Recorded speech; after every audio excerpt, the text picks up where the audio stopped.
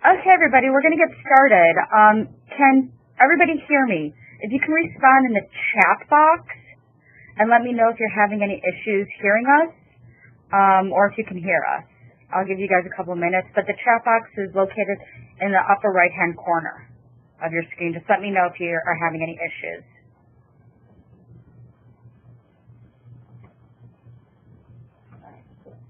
Good to go? Okay.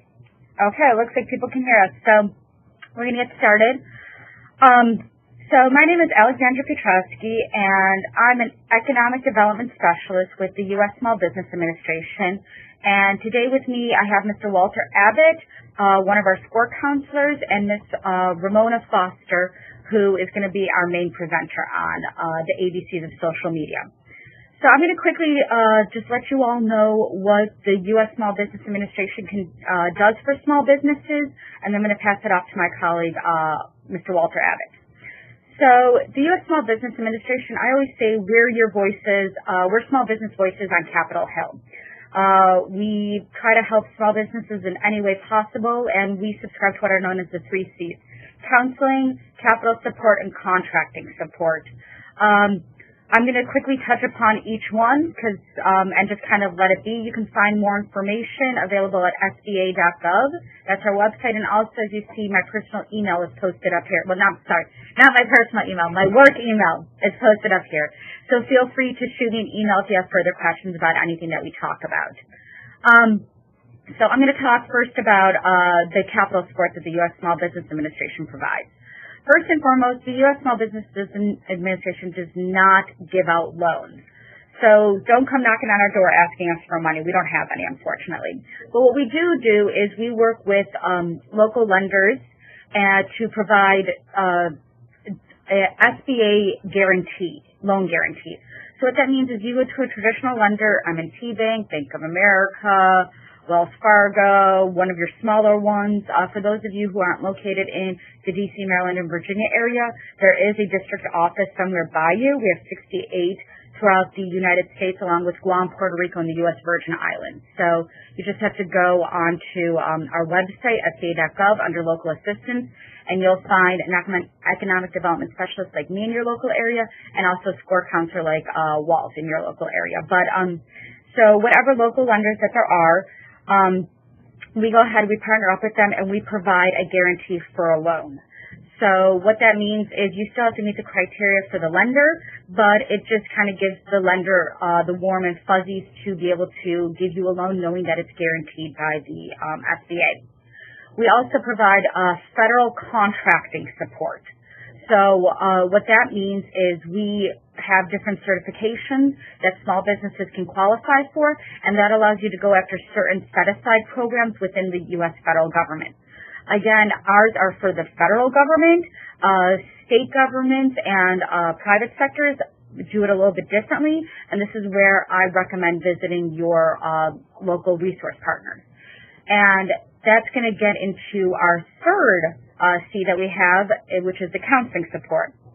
So we work, definitely especially here in the D.C. metro area, we rely very heavily upon our resource partners because we just don't have the manpower in our office to do this. But what these guys do is they give you free one-on-one counseling. So anywhere from, hey, I have a business idea, I need to see if it's an actual feasible idea, to I'm ready to, I want to export my good or service overseas. We can help you run the whole entire gamut. Have somebody look over your business plan, help you do market research, get your financing in order before you go and visit one of the local lenders. And we do that, we have a couple of different resource partners we work with. One is our SCORE chapter. I'm going to not really talk about that because that's why we have Walt here to talk about that. But we also work with our small business development centers that are always in partnership with a local university. And again, they provide free counseling to sit down with you. They also, just like SCORE, have classes that you can take for a nominal fee. And it's about social media or it's about doing market research or whatever it may be. And then we have a couple of specialized ones that are targeted to certain demographics. We have our women's business centers that are gentlemen. They don't discriminate against gentlemen, so you're more than welcome to come and visit them.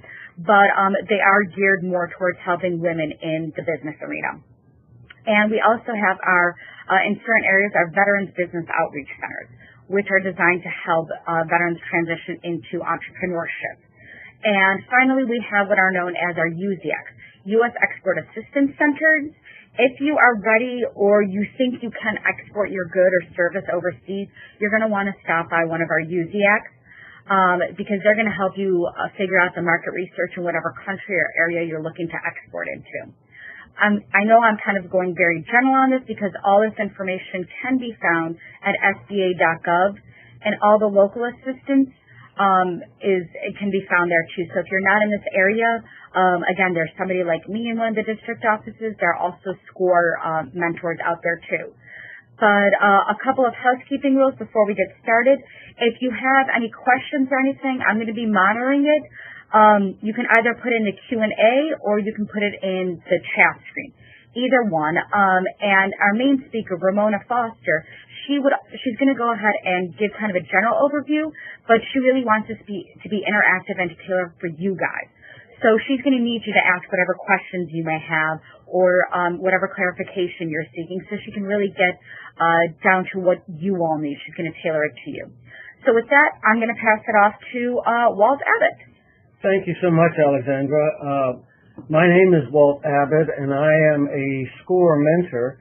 I have been a SCORE mentor for 10 years, and SCORE is probably one of the best kept secrets in all of the United States, unfortunately, because we've been around for 51 years, and we have limited funds in order to provide for marketing. So we do an awful lot of word-of-mouth advertising, and I'm just delighted to be able to present to you a little bit of what we do today.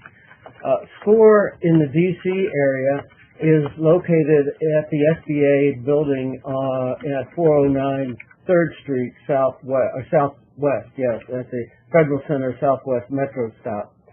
But we also have offices all over the country. We have 322 offices in every major city throughout the United States, and we also have 11,000 volunteers altogether. All of us are volunteers, and as a result, the overhead that we have is very, very low. We provide free mentoring, which is not limited to a one-and-done situation. I have a number of clients that I've had for probably 6 or 7 years, and their questions have changed over that period of time, but the contact and the involvement is always free. We also have workshops that are very, very inexpensive, and we would recommend that you get a look at those as well. Our website for the DC chapter, which unfortunately I didn't get into the slide presentation, is washingtondc.score.org. So if you want to go to that website after the presentation, you can certainly find an awful lot of information and how to go about setting up a mentor session with one of our mentors. We have 60 in the D.C. area as well as 14 locations in the greater metropolitan area. So we can accommodate people in Montgomery, Prince George's, Fairfax, Arlington, Loudoun, and Prince William as well. So we're well established throughout the area. Now, I am a good example of an encore entrepreneur. I'm in excess of 50, by a fair amount actually, but I grew up with radio and television. Yes, my kids asked if I really did have a television, but I did. But as far as social media is concerned, I was not terribly knowledgeable or in any way considered an expert. Ramona Foster, who will be talking in a few minutes, is absolutely a world-class expert in all sorts of social media. And she is a social media trainer and consultant, so she has a wealth of knowledge that can help us social media limited expertise. And with that, I'd like to turn it over to Ramona. And please, as Alexandra indicated, please think about your questions, and this will be a very interactive activity. Thanks again, and I'll talk to you soon. The SCORE chapter, the DC SCORE chapter website again. The SCORE chapter website again is washingtondc.score.org. That's washingtondc.score.org. Thanks so much.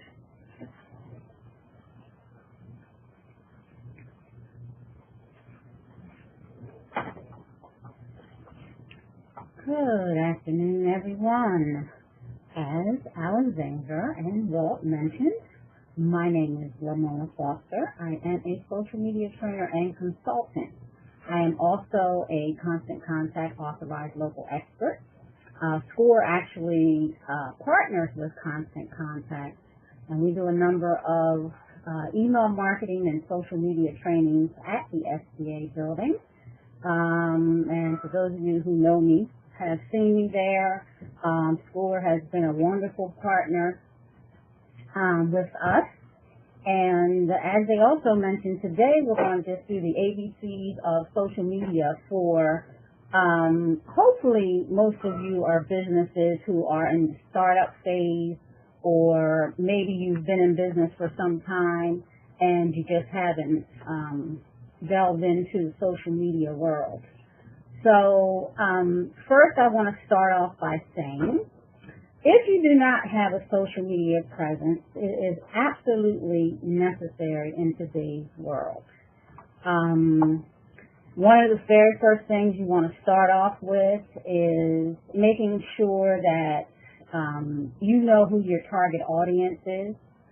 And if you don't know, SCORE, it will be able to help you, or if you take some classes at the SBA, there are people who will be able to help you to narrow down and figure out who your target market is. Once you've discovered that, and the reason why you want to know, by the way, who your target audience is because you want to make sure that you're on those social media platforms where those individuals are. So many times I will have people come to me and tell me that they are on Facebook and no one talks to them, no one comes there, no one engages with them there. They're constantly posting, but they get absolutely no feedback. And I will say to them, well, who is your target audience? And they will tell me, maybe they might say, my target audience are millennials. Well, millennials are not on Facebook. You need to find out how to use Snapchat, Instagram, that type of thing. So finding out who your target audience will absolutely help you when you begin to use the platform. And then also, once you figure out which platforms that you need to be on, we're going to talk about the setup. So one of the very first things you want to do is make sure that you set up an account with that social media platform or platforms, depending on what the decision is. And when you're setting up those social media platforms, you want to make sure that you are filling in the entire about section, the description. Because remember that social media is online, and as many of you probably know, there's a thing called search engine optimization. So what search engine optimization or SEO helps you with is being found online. So by filling out those about sections and the descriptions on your social media platforms, it will help you to rise higher in this search engine. So, and that's extremely important because you want to make sure that your business is found. So after you finish setting up your platforms, you want to make sure that you actually make it visually appealing. So you want to make sure that you are using a timeline cover on Facebook, just simple things. Making sure that you have an image in the image section. On Twitter, the same thing. The banner on Twitter, you want to make sure that that has an image there. And on LinkedIn as well, they've also incorporated that, the banner, the the headshot, all that stuff. You want to make sure that you're using those.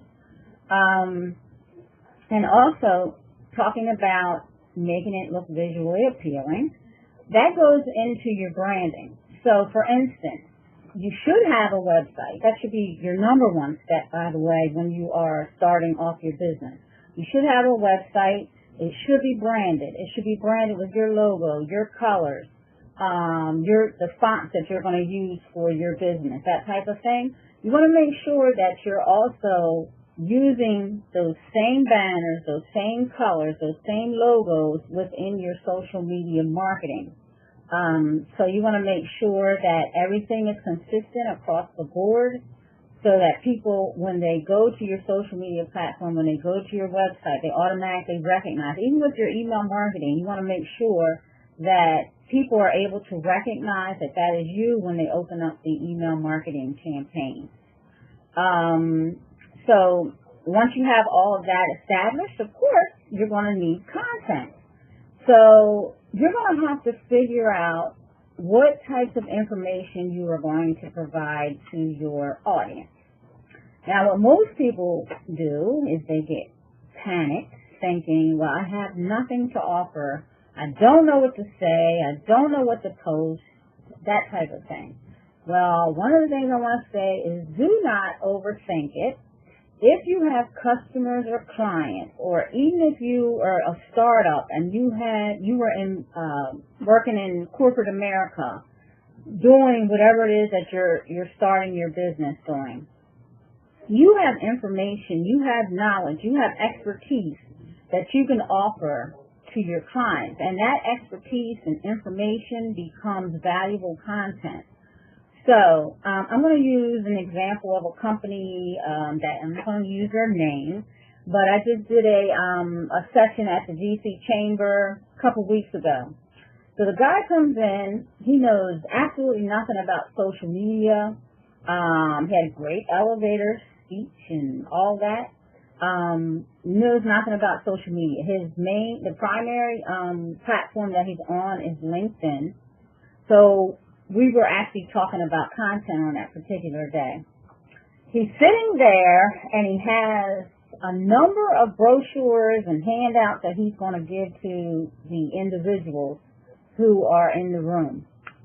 So I said to him, he's telling me he doesn't know what to post. All he really does is he connects with people on LinkedIn, that type of thing. I said, let me see what you have there that you're going to pass out to people today. He hands me all these beautiful brochures and books and different publications that his organization hands out to people. I said, you are sitting on a gold mine. So by that, what I mean is every piece of that information becomes content. So the very first thing that I noticed is the beautiful graphics on the front cover of each of his publications.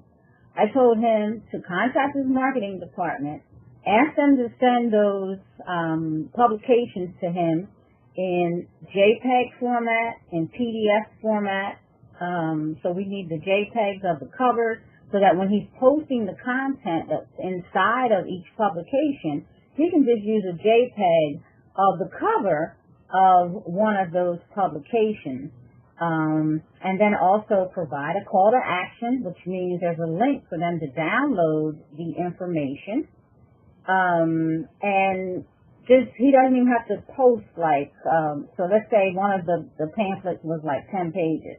He can take one paragraph out of that 10-page pamphlet and post it as content. Next day, he can go back, take another paragraph, post it, and expound on it. Don't just use the information that's within the book, but tell your thoughts, your feelings, that kind of thing. So that's just an example of what you can use for content. People love hints, tips, anything that would be valuable to them and that would help them. And if you're working with small businesses, anything that would help the small businesses to run their businesses.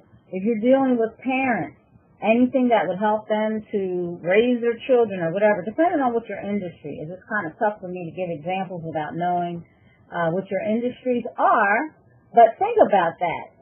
It's always about your target audience. It's not about you. Another thing people will say is, well, I don't like that. Well, it's not about you. Would your target audience like it? If they would like it, then that's what you need to be posting. Take your mind off of you and put it on them, because they are your focus and they are your bread and butter. So make sure that it's valuable content to them. And what I want to do now is I want to open it up for Q&A. So if you have any questions for me, I don't care if it's, I went to my Facebook page and I saw this, that, and the other. How do I remove it? How do I go into my settings? Where do I get great content from? Because there are other ways that you can get content. If you don't have those brochures, for example, like the gentleman did, there are places that you can find great content online. It doesn't all have to be your content. You can repurpose information. You can curate content, which means that you're taking articles and things that you read online and just repurposing those things to share with your audience. As long as the content is, number one, valuable, and number two, relevant, you can absolutely post that and share it with your audience. Also, you want to make sure that you're using images, because people are highly visual today. I think it's 90% of your brain processes things by what it sees. So you want to make the things visually appealing as well as share your text content.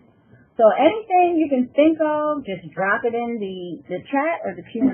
The chat. Into the chat, and I will answer those questions for you. Okay. Our first question here is, could you break down which audience/customer groups use which platforms? Well, no, I can't. Because, and the reason, well, maybe I can. Maybe I'll say this to you. Baby boomers are, if you're dealing with a lot of people who are in the baby boomer, what years are they? Just 1946 to 64, I think, or something like that? Yeah, right after the war. They are absolutely on Facebook big time. People who would be on LinkedIn are consultants, small business owners, people who are looking for employment. Twitter, it's a slew of people. I mean, you would not even begin to imagine the people that are on Twitter. I actually I have a client who is college-based, and I mean we have almost 10,000 followers on that Twitter account, and the students, the professors, anybody, the coaches, everybody's on, the athletes is on Twitter, and they're constantly retweeting what we're posting. They're mentioning us. They're asking us to share their information, asking us how they can help us do what we do better. But then again, there are mothers and, like mommy bloggers and a bunch of techies and artists on Twitter. Twitter is like, as you can tell by how I expounded on that, it's like one of my most favorite platforms because you can reach out to so many different audiences on Twitter. Facebook is more limited. There are some young people on Facebook, but the majority of them, if you are dealing with millennials or younger, you're going to find them on Instagram, Snapchat, and those types of platforms.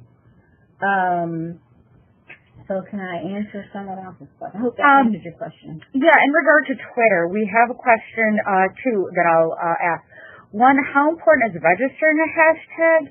And two, can you please describe how to make Twitter and Instagram and Snapchat useful for product and service promotion? Because they have a character limit. Break that down for me again. Okay. So one is, how important is registering a hashtag? So I don't know about registering a hashtag. I don't think that's the correct term. Maybe it's something I'm not familiar with. But what you do is you create a hashtag and you kind of make it your own, But that's not going to stop somebody from being able to use that hashtag. So you can't, like, as far as I know, now you're using the word register. You can't register it, like copyright it or do whatever with a hashtag. So you basically, what you're doing is you're trying to create a hashtag. If it's something that you're trying to reach a certain audience, and by the way, let me explain what a hashtag is for those of you who do not know. So a hashtag is basically the pound sign or the number sign if you're a baby boomer. The number, it's the tic-tac-toe sign, as Walt just said, in front of a keyword or a key phrase. So that means you're using the pound sign, no space, and then, for example, mine might be social media that I use. So you're using that because those keywords and phrases become searchable within the platform that you're using. So anybody can click on that hashtag and find all the information they want on social media. If I did hashtag social media, they could find whatever it is that they want to find out about that particular topic. So back to the registration question. You do not register a hashtag. You just create one and you start using it. But if you're going to do that, you need to let people know that you have created a hashtag. It should go on your marketing materials. It should go on your website to let people know if they're going to be mentioning you, if they're going to be talking about your industry or whatever it is that you're doing, ask them to use that hashtag. And what most people do is actually use hashtags that are already out there, such as social media or SMM for social media marketing.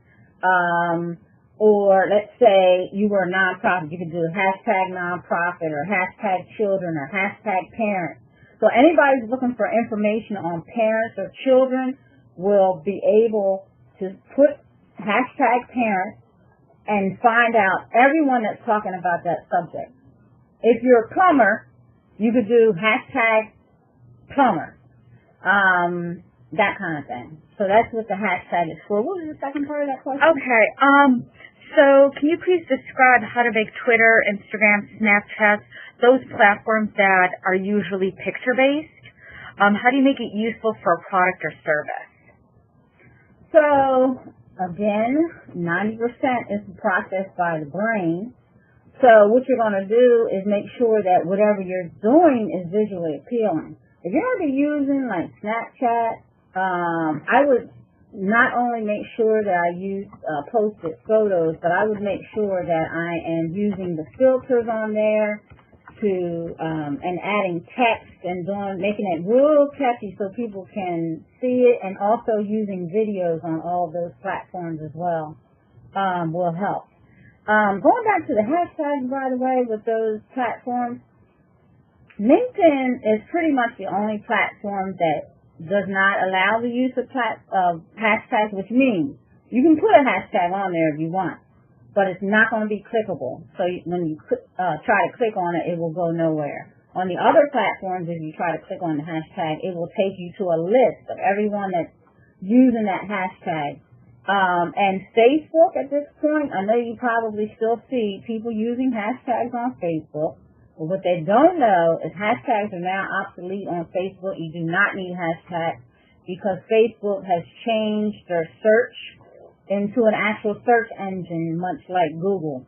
So all you have to do is put in a word, and everything that you're looking for everything that is related to that word will come up, or that use that word. So please don't use hashtags on Facebook. It drives me crazy. You can, and it will still be searchable, but for those of you, especially, I'm going to say the people in the event industry, are using hashtags like crazy on Facebook. It drives me crazy. So that's all I have to say about that. Okay, great. Now, we had two questions which I just lost right now, but I remember that. Here we are. Okay. So people are wondering, do you need to have a picture with Instagram and Snapchat? Are they required? Oh, do you need to post a picture? Yeah. Absolutely. So, yes. Okay. They're image-based. platform. Okay, so it is required. Mm-hmm. Okay. Yeah. We also, and I feel you touched upon this, but I'll go ahead and ask it just to make sure we get clarification. Somebody's asking, do you feel that there are any must-use platforms versus nice ones, but not necessarily? Oh, so I'm glad you asked. So what I always tell people is, in branding yourself, one of the things you want to make sure you do is sign up for every platform. And the reason why you want to do that, again, is for search engine optimization reasons, number one. Number two is you don't want somebody else getting your handle or getting your name on those platforms. And I shall give you an example. This is my favorite example. I was at the Panera Bread one day. Met this guy, I was sitting next to this guy. I'm talking on the phone to a client, and the guy said to me, "Excuse me, can I ask what you do?" And I said, "I'm a social media trainer and consultant." He said, "Well, you need to tell me why I need to be on social media, because I just think it's ridiculous. People on there telling what they have for dinner, da-da-da-da-da." And so I said to him, "Well, can you tell me what you do?" He said, "I'm an insurance broker." So I said, "Okay, do you mind giving me your name?" He gave me his name. I Googled it. When I Googled his name, two men came up. Both of them were in orange jumpsuits. One stole a car, and the other murdered his wife. And I said to him, "Now do you see why it is important that you have a social media account somewhere? You need to be on something, because when people search your name, you will come up." When I started out, I had about 5 customers, and I was hungry. The customers were not paying well. I was allowing them to bargain and barter with me. I was just doing everything, right? I'm just trying to keep customers. So one day, I said, "I'm going to Google my name." So I Googled my name. My name is Romona. And when I Googled my name, every Ramona Foster came up in the world except me. And all of the ones that I saw were spelled Ramona. So I said to myself, I made up in my mind, I was going to bump these women down. So now if you Google my name, you will see me for about the first 4 or 5 pages before you see another Ramona Foster in the world. And the reason I intentionally did that, I set out to brand my name instead of a business name. Number one, because most people are going to remember my name because I'm constantly out in the public. So I want them to be able to find me when they go to social media. Now back to your question.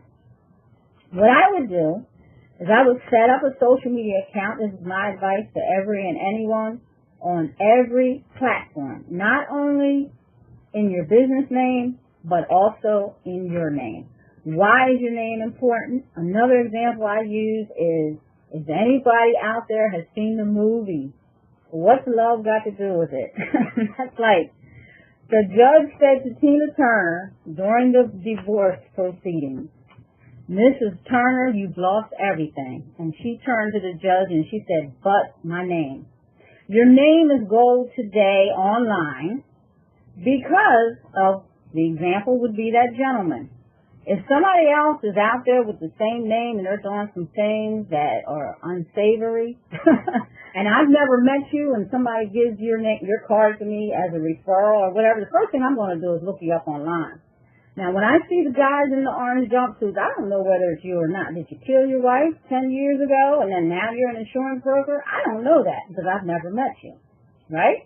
So, you want to make sure that you have a Facebook, Twitter, LinkedIn accounts using your name.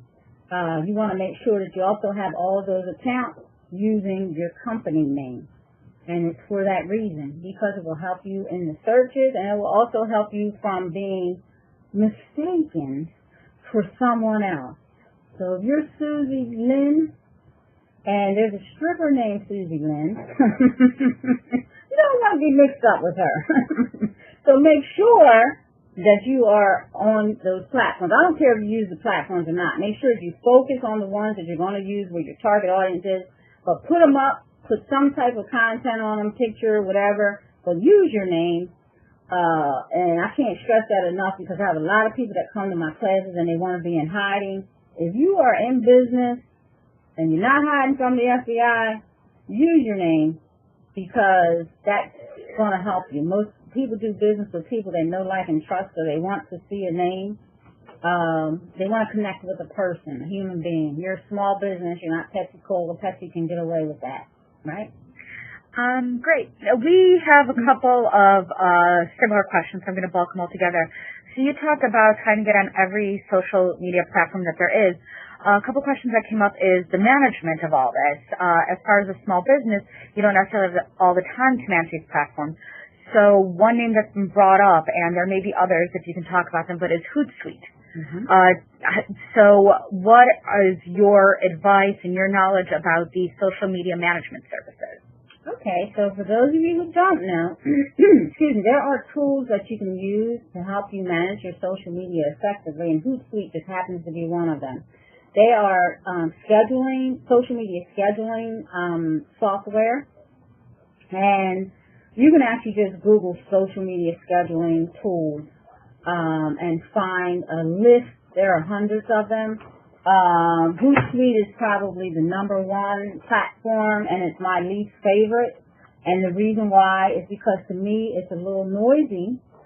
There's a little too much going on. You could try something like Buffer app. And what those platforms or those tools will help you do is actually post content. Like you could take like one day out of your week and just post content. You can schedule it. Let's say for Monday, I'm going to post a quote. For Tuesday, I'm going to post an ebook. For Wednesday, I'm going to post XYZ, and you schedule it for those dates, and you schedule it for certain times to go out. So that will help you to manage your social media a little better. So you're going to do that during the periods that you have time to do it. And also, what I always tell people to do is you have 15 minutes. You should have some downtime in your life, by the way. You don't. Make some. Because, that's not good. So, one of the things I always tell people to do is take like 15 minutes in the morning. You might be sitting and having your coffee. Go online, read articles. And most of the articles you will see, I think all of them really online today. Let's say you were on businessinsider.com or whatever, and you see this great article. Mine, for example, would be an article on social media. Facebook did something big today. What I'm going to do is you will see there are always share bars or share tools on those inside those articles, and you just click on the Facebook button, click share, and you can share that onto your Facebook. You can share it onto your Twitter. Just 15 minutes every day. I don't care if it's just one article to start with, but just do it. Take the time out. One of my downtimes is when I'm on the train because I don't drive around in D.C. So I would take the train. I'll be on the train and I'm posting. Even if it's just one thing, like I said, you don't want to spend your whole ride doing that. Just at least one post. Another time, late at night. You might be just sitting and watching your favorite show. A commercial might come up or whatever. Post something. Look for something great to post. Another great tool is Google Alerts. Google Alerts will help you to find great content. Just Google Alerts. You have to have a Gmail account to use it. But I tell people to set up a Gmail account just for that if you're not using Gmail. And great articles and content will come to your inbox every day. And just go through it and share something. That's the simplest way to manage your social media. Now, do you feel like there are any social media networks that have fallen out of favor with people that kind of people have heard about but no longer are really in use? Well, what I would say is MySpace. No, she said MySpace. Now, mind you, and I learned this from a lady at school who was in my class. She came and she told me that all these people are using MySpace. And I'm thinking, this lady is loopy. I'm like, MySpace is so dead. And then when I went home, I told her that it was dead, and I felt so bad because I went home and I looked, and MySpace apparently has been revitalized. If you go to MySpace, it looks different. Have you been there lately?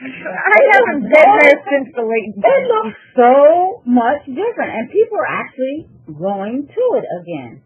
So check it out if you're not there. I really didn't play around with it. I was just surprised at the new look of it. But the one that comes to mind for me is Google Plus. And I hate to say it because I'm a Googleaholic. I love Google. But Google Plus started out saying that they were going to be Google's answer to Facebook. And what happened was, it was kind of, everybody flocked to it for a minute. And then because it didn't draw the types of people and things that people were looking for, it kind of just went to the wayside. So they even talked about last year they were going to get rid of it, but it's still there. So that's one. Pinterest is actually going very well. I love Pinterest. Yes. Pinterest people who are on Pinterest are going nowhere. It's like addicting. So I don't even go there anymore because it's so addicting. But no, Pinterest isn't going anywhere well. Could you give some specific examples of clients you had that have used social media? Oh, okay. So Walt's asking me to give some examples of clients who I have who are using social media. So actually, I have the client that I told you about that's with the colleges and universities. That's probably, I'm not going to say he's the biggest because I also had another client who had like 20,000 likes on Facebook. And what their company was, it was an online portal for information in Nigeria. There were like 20,000 people, and they were real people. See, most people would, laugh and say, oh yeah, well, they were fake or whatever. No, these were real people. I managed this account for over a year, and those people, they were real. They showed up at their events. They would have like hundreds and hundreds of people that would show up at their events. They were commenting, they were engaging, they were doing all kinds of things. Now, on their Twitter platform, and you will find this too, you may have one platform that's working for you better than the other. They had 20,000 on Facebook. On Twitter, they only had like 4,000 and very low engagement. So the client that I have that is with the colleges and universities, we had 10,000 on Twitter. So we're kind of the opposite there, 10,000 on Twitter and 2,000 on Facebook. So they're very successful because we're constantly posting content about upcoming events, the different sports that are going on at all the colleges and universities. They're HBCUs, so they're historically black colleges and universities. So there's like 100 and some of them. So we have all those people following, plus, the students, the faculty, the coaches and that kind of thing.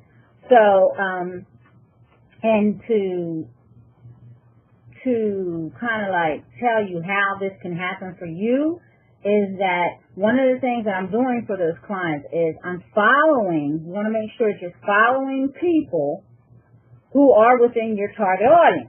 So I'm not following people who are, at colleges and universities in Russia. They're of no interest to me.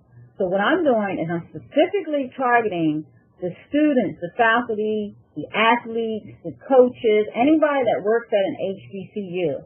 So I follow them. They're following us back. People are finding us because those people who are following us, they're retweeting us majorly. They're mentioning us constantly. So that's helpful. So make sure that you're, again, knowing who your target audience is and staying connected with those people. I know a lot of people are so concerned about the numbers, but it's not about the numbers. You want to make sure that you're keeping it manageable, number one. So you're not trying to just have a bazillion followers and they're in China and, all these different places just so your numbers look great, because it means absolutely nothing if you have 10,000 followers and it's not a targeted audience and, it makes you look good in some people, guys, because some people are all about the numbers, but if you're not getting any clients or customers from that, it's a waste of your time. Great. The questions seem to have kind of dwindled down, so I'm going to give you guys a couple more minutes to get in any last-minute questions here before we wrap up.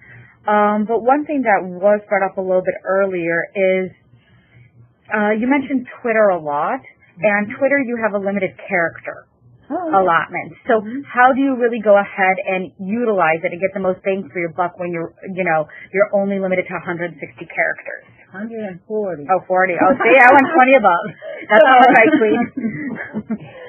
So, what I always tell people to do is to quickly explain what it is that the message that you're trying to convey, and then have a call to action. So anytime you're posting on any of these platforms, by the way, you absolutely need to have a call to action, because you're not just pushing out a message for the sake of pushing out a message. You're trying to get some kind of result. If it's a phone call, if it's you're trying to draw people to your website, if you're trying to get people to download an ebook or the white paper or a case study, if you're trying to get people to register for your event. So let's say, for this particular event, I sent out a tweet. It says something like, register for IAC, ABC with social media with, and then I did @score mentor, mention score, mentioned the SBA, that kind of thing. Real quick, 140 characters, and then I had a link so people could go ahead and register on IAC's website. So it's just about narrowing down what you're trying to say and then sending them to where the entire message is. So if you're a blogger, you're going to just put learn how to do X, Y, Z in 30 seconds and a link for people to click on. Very short, very sweet, and you're sending them to what you're trying to get them to do. Speaking of links within Twitter and Instagram, Snapchat, and so forth, does the full website address count as the characters, or do you need to set them as the little bit.ly addresses to shrink their characters? How do they work? So yes, you want to absolutely use a tool like bit.ly, which is a URL shortener, so that will narrow down how many characters you're using. What do you feel is the best platform for posting blogs, like blog posts? Oh, so absolutely LinkedIn and Twitter, I would say. But I would do that on every platform. If you're a blogger, go for it. And if you're not blogging, by the way, and you can write, please start blogging, because one of the things that's going to do is it's going to help you. It's going to boost you in the search engines, and it also positions you as an expert. So LinkedIn, Twitter, I would say primarily, but don't hesitate to put them on the other sites as well. Is there a dictionary of what the abbreviations in Twitter mean, like LOL and all those sort of things? Oh, like LOL? Oh, well, you can look online. Probably it's for something like LOL would be like the Urban Dictionary or one of those dictionaries online like that. There's also a I think it's Techopedia or there's a tech glossary online too, like a dictionary type thing. But for Twitter has an amazing help section where it will actually lay out all of their terms and that kind of thing. It's a glossary on Twitter. So if you want to check that out too, you could do that. I'm not going to lie, Walt. I've Googled IMHO. Oh, I've done it too. And that's in my honest opinion. Mm-hmm. So if you just Google that, it will come up on it too. So. Mm-hmm. And especially the younger set, if your audience are, the Snapchatters and all those people, you need to look up those terms if you're a baby boomer and you're marketing to those people, because my nieces and nephews say some things and text you some stuff, and I'm like, what is that? Right? So absolutely go ahead and Google those terms or ask a younger person or somebody that's knowledgeable with all those shortcuts to find out. Okay, great. Again, we're going to leave it open for a couple more minutes. Post any questions you have in the chat box. But while we're waiting, we've been actually asked a couple of times, can you provide an email address for you, Ramona, so people can get in contact with you? Well, now, I'm not going to give you my email address I'm not very good at email. I get so many email messages because, like I said, I'm out in the public a lot, but I prefer a phone call over an email. So if you want to speak with me, I like that much better. I like that one-on-one. My number is 202-643-8827. And for those people who absolutely must email someone, I'll give you my email address. It's rfoster@admintechconsulting.com. It's ADMINTECH consulting.com. But again, I prefer a phone call. I also prefer that people message me on Facebook at Admin Tech Consulting, or send me a direct message or mention me on Twitter, and I'll get back to you. It's at AdTechConsult on Twitter. So it's ADTECHCONSULTS. That's my handle on Twitter. You can also find me on LinkedIn under Ramona Foster, ROMONAFOSTER. Okay, well, I went ahead, I posted all that in the chat box, so you guys have that, as much as I could capture between Twitter, the Facebook, your email, and your phone number. Mm-hmm. So there aren't any other questions coming in, so I guess we'll wrap it up for today. Thank you all for participating. I hope you guys gleaned a little bit of knowledge about this whole thing that is social media. And feel free to reach out to me or Walt or Ramona if you have any further questions. Hope you all have a great day. Thank you.